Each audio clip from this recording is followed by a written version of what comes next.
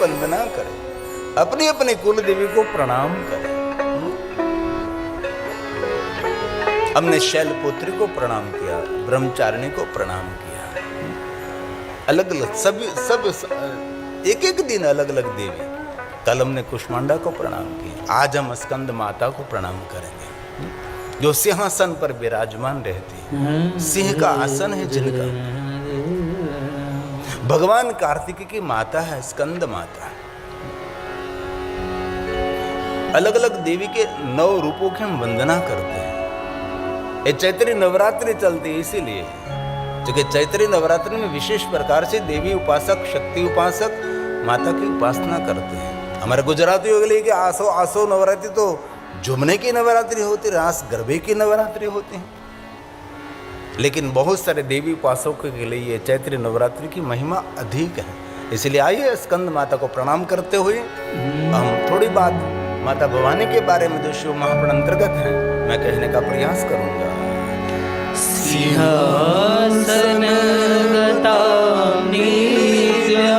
सिंह पर सवार होने वाली माता स्कंद माता भवानी।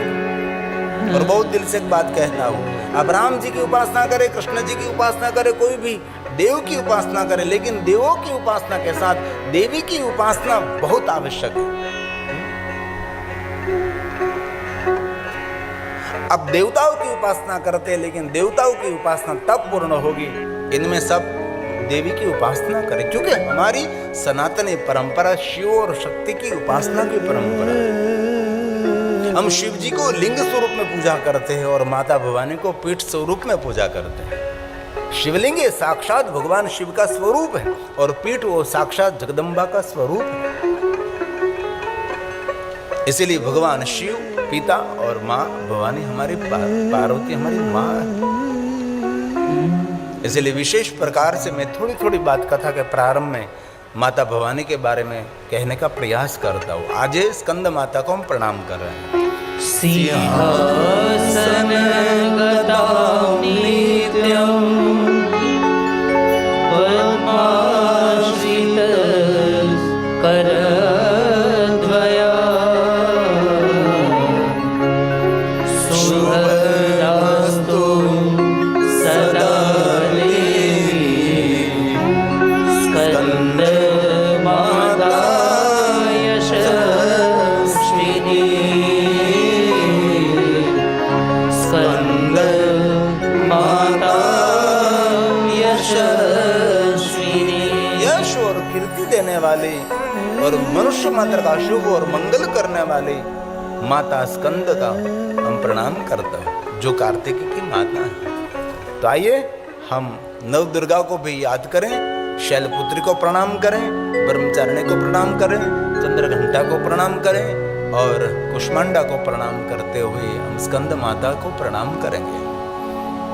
स्तोत्र कंठस्थ करने जैसा है, जैसे 12 ज्योतिर्लिंग के स्तोत्र बोलते हैं, 12 गणेश जी के स्तोत्र बोलते हैं, ऐसे नव दुर्गा के स्तोत्र का गायन करने का प्रयास करें। सबको करना चाहिए, ऐसा तो नहीं कि एक देवी उपासक को शक्ति उपासक है वही करें, सबके लिए। प्रथम शैलपुत्रीश्च प्रथमं शैलपुत्रीश्च द्वितीयं ब्रह्मचारिणी तृतीयं चन्द्रघण्टेति कुष्माण्डेति चतुर्थकम् पंचमं स्कन्दमातेति षष्ठं कात्यायनीति च सप्तमं कालरात्रिति महागौरी च अष्टमम् नवमं सिद्धिदात्रीश्च नवदुर्गा प्रकीर्तिता नवमं सिद्धिदात्रीश नवदुर्गा प्रकीर्तिता नवदुर्गा हम विशेष प्रकार से माता जगदम्बा हम आपको प्रणाम करते हैं, आपको याद करते हैं, आपके नाम का हम कीर्तन करते हैं। तो रुद्र नाम का भयंकर असुर, उनका पुत्र महाबलवान जिनका नाम है दुर्गम, अति भयानक देवताओं को पराजित कर दिया और ब्रह्मा जी का तप करके ब्रह्मा जी के पास से वेद ले लिया और वेद धर्म का प्रचार प्रसार बंद हुआ। इसलिए यज्ञ पूजा अर्चन सब जप तप सत्संग सब कुछ बंद हो गया। देवता तृप्त रहने लगे, अनावृष्टि हुई, 100 साल तक आकाश में से जल का बिंदु भी नहीं गया। सभी प्रजाजन दुखी हो गए और दुर्गम नाम के महाअसुर का इतना आक्रमण था, सभी देवता अपने स्वर्ग, इंद्र अपने अमरापुरी को छोड़कर हिमालय पहाड़ों के कंदरा में चले गए। हाहाकार होने लगा, सभी प्रजाजन दुखी हो गए।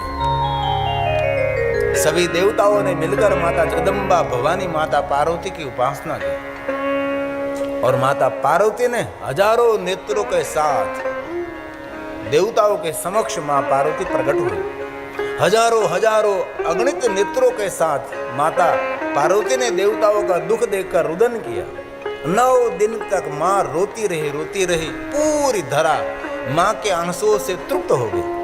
सभी जलाशय भर गए, सभी नदी भर गए, समंदर भरने लगा, सभी कूप बावड़ी भरने लगे और धरती तृप्त हुई तो बहुत सारी वनस्पति उगने लगी और सभी देवताओं को, प्रजाजनों को माता जगदम्बा ने तृप्त किया और सभी देवताओं ने मिलकर माता जगदम्बा की स्तुति की और हाथ जोड़कर विनंती की कि मां, वेद धर्म का लोप हो गया, इसीलिए अनावृष्टि हुई। दुर्गम नाम के दैत्य का आप अंत करे भगवान। और माता जगदम्बा ने कहा कि देवताओं, आपके हित के लिए, प्रजाजनों के हित के लिए दुर्गम नाम के असुर का मैं अंत करूंगा।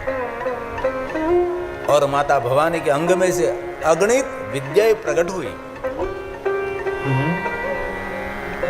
संख्या न विद्यते मातृकाएं प्रकट हुई और सभी देवियों ने मिलकर दुर्गम नाम के असुर के साथ बड़ा युद्ध किया। कोई देवता युद्ध करने के लिए नहीं गए। दुर्गम नाम के असुर के सामने सभी देवियां युद्ध कर रही थी, इनमें कोई देवता शामिल नहीं हुए। देवता सब देख रहे थे युद्ध क्या हो रहा है और माता भवानी ने अकेले ने युद्ध को प्रारंभ किया था। और युद्ध करते करते दुर्गम नाम के असुर की सेना बड़ी सेना थी, अकल्पनीय सेना थी, अक्षुण्ण सेना थी। अकेली मां लड़ रही थी और मां के क्रोध से अपने अंग में से अलग अलग देवियां प्रकट होने लगी और युद्ध में शामिल होने लगी। अगणित मातृकाएं दुर्गम नाम के असुर के सैन्य के सामने लड़ने लगे और देखते देखते दुर्गम नाम के असुर के सैन्य को समाप्त कर दिया और माता भवानी ने अपने त्रिशूल के प्रहार के द्वारा दुर्गम नाम के असुर का अंत कर दिया। और दुर्गम नाम के असुर का अंत करते हुए उनके ने जो वेद ले ले था, वेद को वापस लेकर देवताओं को सौंप दिया। वहां तक हमने कल कथा की थी। सुरक्षित ऐश्वर्य देवी देवताओं को ब्रह्मा के पास जो वेद थे, वेद को सौंप दिया और अब सभी देवताओं ने माता जगदम्बा की सुंदर स्तुति की है। जहां से मैंने कल कथा छोड़ी थी वहां से आज मैं 5 श्लोक जो देवी पुराण शिव महापुराण अंतर्गत हैं उनके बारे में आपके समक्ष में थोड़ा कहने का प्रयास करूंगा और फिर आपको महादेव की सुंदर सुंदर कथा में गाने का प्रयास करूंगा। सभी देवता बोले, अभी माता जगदम्बा ने वेद दिया देवताओं को और सभी देवताओं प्रजाजनों का माता जगदम्बा उमिया ने कल्याण किया, इसलिए सभी देवता माता जगदम्बा के बारे में बोल रहे। सभी देवता बोले, हे अंबिके, हम लोगों के लिए आपने अनंत नेत्रों वाला स्वरूप धारण किया। क्योंकि पहला स्वरूप जब देवताओं के सामने माता जगदम्बा उमिया माता पार्वती प्रकट हुई तो अगणित नेत्रों के साथ प्रकट हुई थी। अतः मुनि लोग आपको शताक्षी कहने लगे।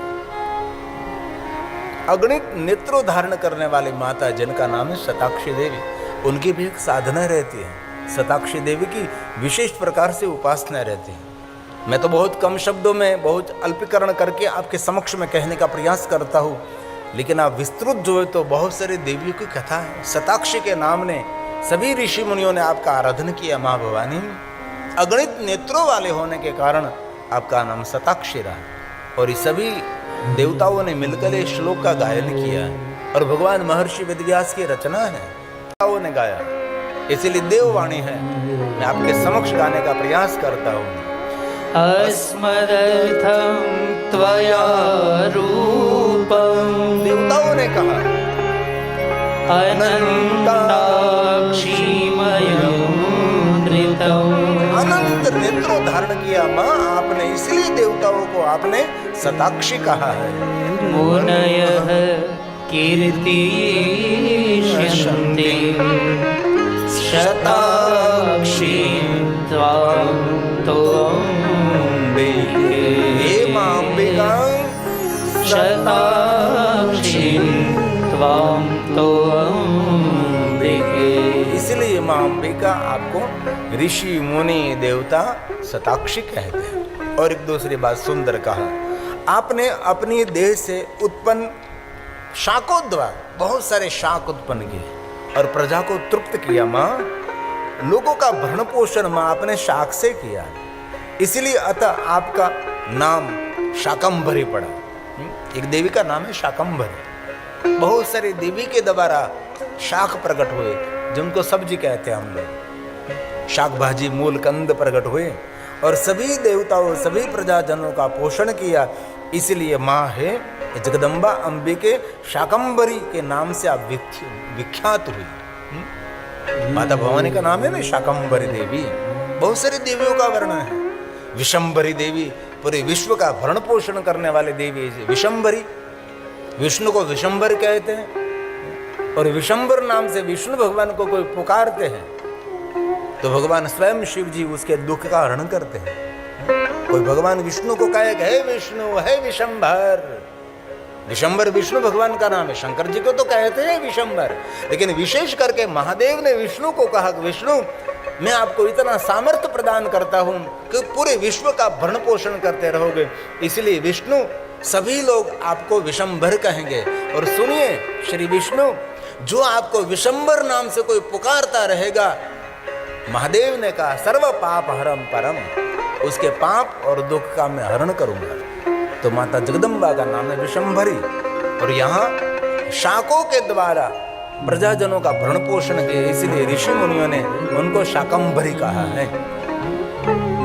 ये भगवान व्यास जी की रचना है। आत्मा आत्मदेह समुद्भूते ध्यान से सुने। शाकैलोकाभृतायतः शाकंभरी माता भवानी शाकंभरीते विख्यातं तत्ते नाम भविष्यति तत्ते नाम भविष्यति। इसलिए माता जगदम्बा को शाकंभरी नाम से पुकारा जाता है। शाकंभरी की एक विशेष प्रकार की उपासना है। अलग अलग शाकों की माँ जगदम्बा की पूजा होती है। बहुत सारे सब्जी शाक भाजी उनके द्वारा माता की विशेष उपासना, जो देवी उपासक है। मैं तो आपको बहुत कम शब्दों में समझाने का प्रयास करता हूँ। देवी पुराण में तो बहुत बड़ा विस्तार है। जो देवी उपासक है विशेष प्रकार से शाकों से, और माता जी का श्रृंगार भी शाकों से होता है। जितनी सब्जी हैं सभी सब्जी को एकत्र करके माँ का श्रृंगार करते हैं। भिंडी से माता का आहार बनाते हैं, बैंगन से, बहुत सारे अलग अलग लौकी से लेकर सभी सब्जी सभी शाक भाजी लेकर माता का श्रृंगार होता है। और विशेष प्रकार से माँ जगदम्बा की उपासना और उसकी पूजा होती है। उसको शाकंभरी कहा गया है। सभी देवताओं ने कहा, ये सभी उमा संहिता में, और कहा हे तात, आपके प्रभाव को न जानने वाले हम लोग वाणी मन और शरीर से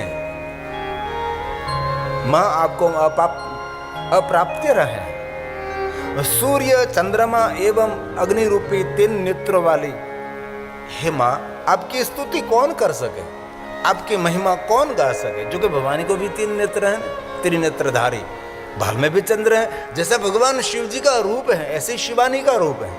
शिव और